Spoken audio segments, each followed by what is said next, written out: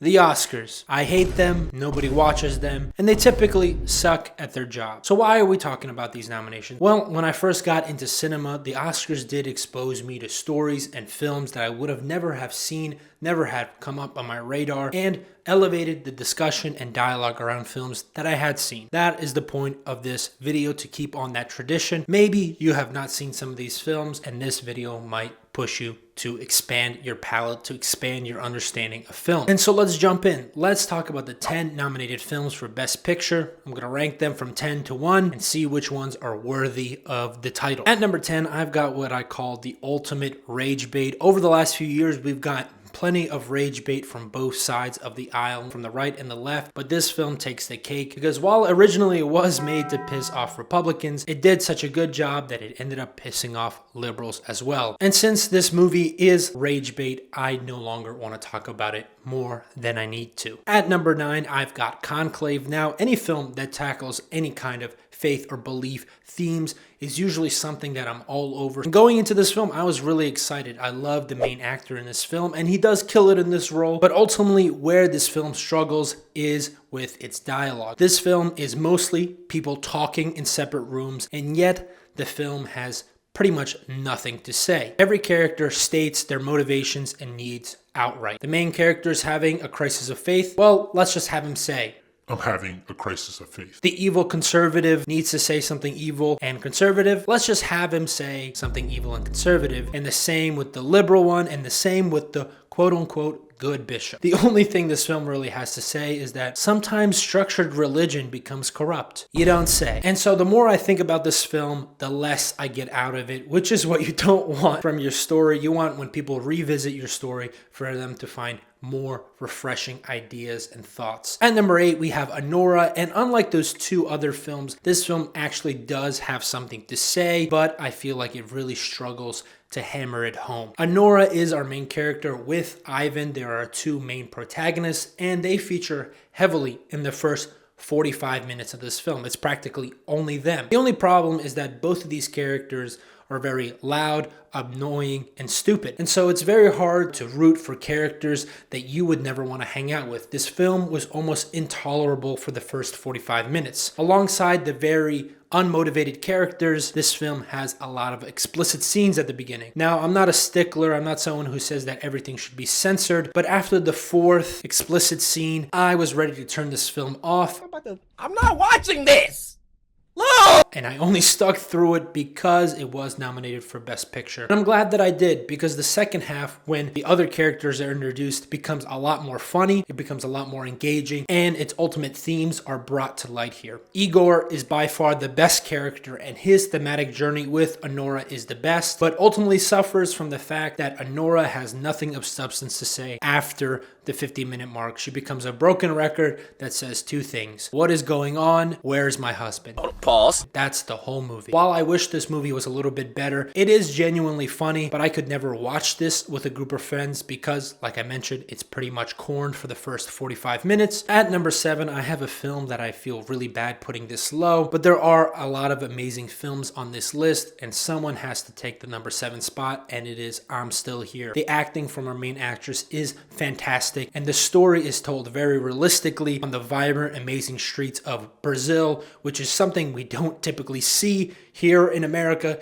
because every time an American film takes us to Brazil, all we see is Jesus, and that's it. And so I was very pleasantly surprised and enjoyed seeing the vibrant life and culture, even in this very dark and difficult time. The story here is very tragic, and it is based on true events, which is why I feel so bad putting it so low, but I feel like the structure of the story works better as a short novel or maybe a short film. It doesn't have that emotional weight to carry it through a whole feature film. Nonetheless, a 2-hour and 15-minute film. At number 6, I have Wicked, which is a film that I was shocked that I was going to enjoy even a little bit. Who knew? Musicals are partially my thing. Now, I don't usually like postmodern takes on traditional stories, but this film does it in a very compelling way, and our two main characters are extremely likable. Pay attention, Anora. Ultimately, I have 3 problems with this film. One being that it's 2 parts. Granted, the second part might come out and I might very much enjoy it, so we'll have to hold off until then.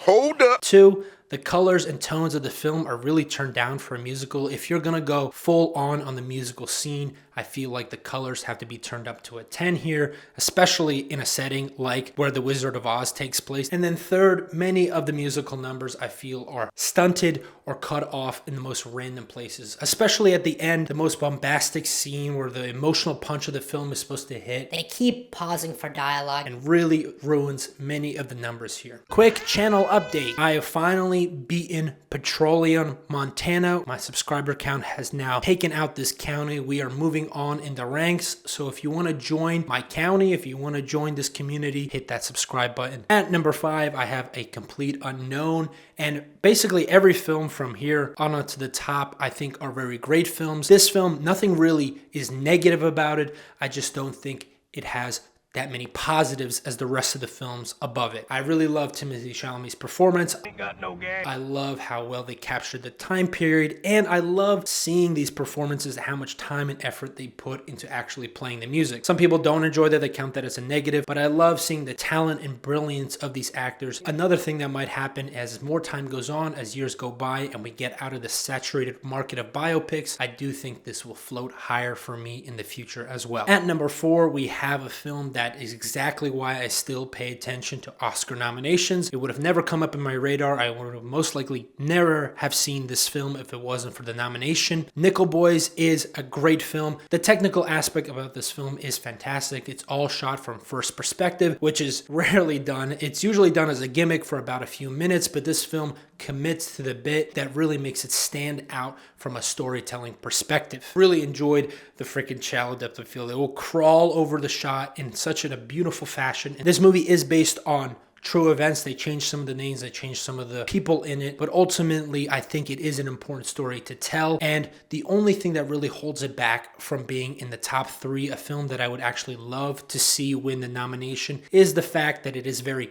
blunt with some of the storytelling it has to do. It is limited by some of the dialogue and situations that it can portray. I would love to see other filmmakers take on this kind of style and see if this problem with the dialogue, this problem with information telling can be fixed. And now we move into the top 3. Each one of these films I would love to see win Best Picture. I think they're all phenomenal. I think they all elevate the genres that they're in. They have changed the landscape of filmmaking in a good way.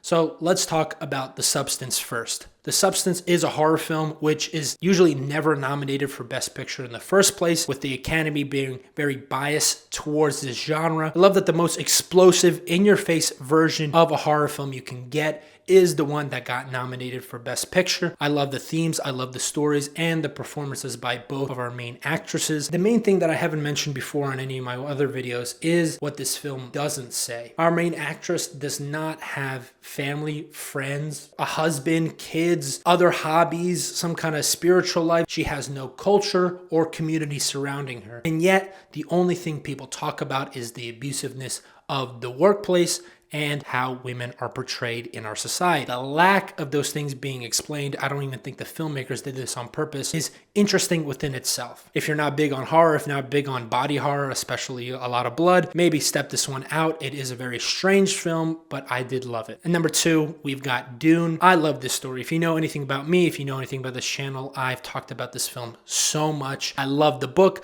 I love the films. They work in tandem so well together. I think they elevate each other in a perfect way. Both of these works of fiction are inseparable from each other. But enough about that. I've talked about Dune enough on this channel. I want to talk about a film that many people might have not seen, The Brutalist. This is a film that completely knocked me off my feet. It's another 10 out of 10 for me. I didn't think there was any more in 2024. And I really enjoyed just how many very nuanced themes and ideas this film tackles. It's an American epic up there with Killers of the Flower Moon and The Godfather. It insists upon itself, Lois. It covers themes of American myth, American dream, contradictions of art, how it saves us, but also holds us down, relationships when it comes to marriages, working relationships, and of course, the ultimate message of this film is the immigrant experience. Going into this film, I was expecting a story about architecture, but I think the most brutal part about this film is not the buildings, but the nature of our reality. And so it's shot beautifully. The performances by Guy Pearce and Brody are just fantastic. I love this film. This and Nickel Boys are my two recommendations.